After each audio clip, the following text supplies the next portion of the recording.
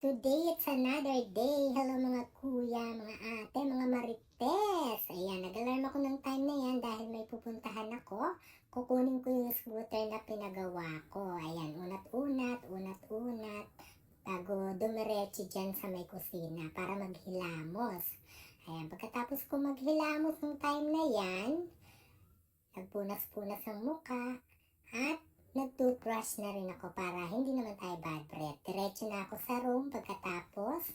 Ayan, nagpalit na rin ako ng damit niya. Niligpit ko yung aking mga hinigaan para naman maaliwalas yung kwarto pagbalik ko mamaya.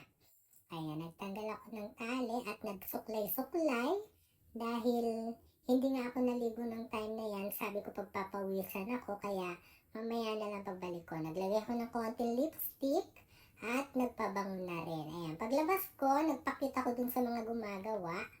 Ayan, diretso na rin ako dyan sa labas, papuntang highway. Ayan, nilakad ko lang, medyo malayo din. Pagdating ko ng highway, nag-aabang ako ng bus.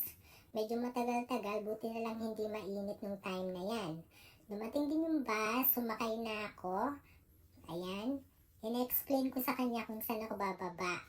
Nagkaintindihan na kami niyan kung saan ako bababa. Ayan, ordinary bus lang yung nasakyan ko kaya yung buko lipad-lipad. Papunta na ako ng Cavite. Cavite pala yan. Ayan, katabi niya yung Casino. Charot. Casino yon. Yung yellow building na yan, dyan ko kukunin yung scooter ko. Ayan, pagdating ko dyan, kinuha ko na kaagad, binayaran ko, at pinamit ko na kaagad. Ayan, rampa na agad ang bayot at dumiretso ako dito para bumili ng bigas. Dahil nga kahapon hindi ako nakabili ng bigas. 2 kilo lang yung binili ko, binayaran ko na rin kaagad at paglabas ko, ayan, emote-emote dahil naabutan ako ng ulan, hindi ako makarampa. Ayan, dumaan si ate, nakapagtsikahan, chika-chika, tapos dumiretso ako dito sa may ukayan.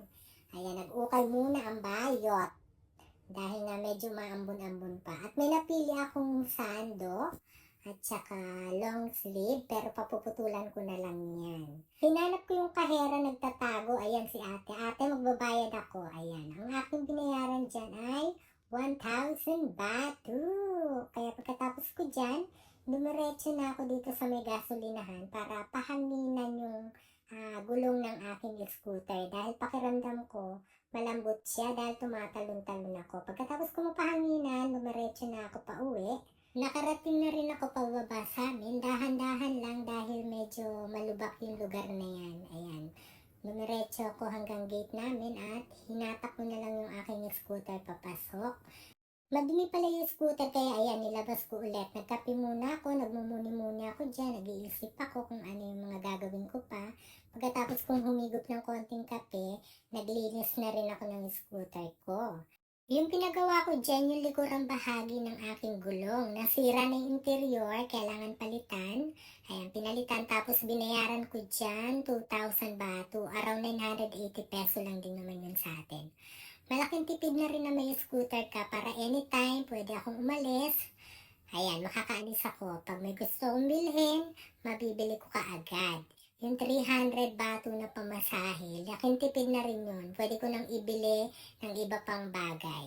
Ayan, hanggang dito na lamang po yung aking pagbablog, ang aking video. Kaya kung nagustuhan nyo, nood uli kayo, sunod na vlog. Salamat!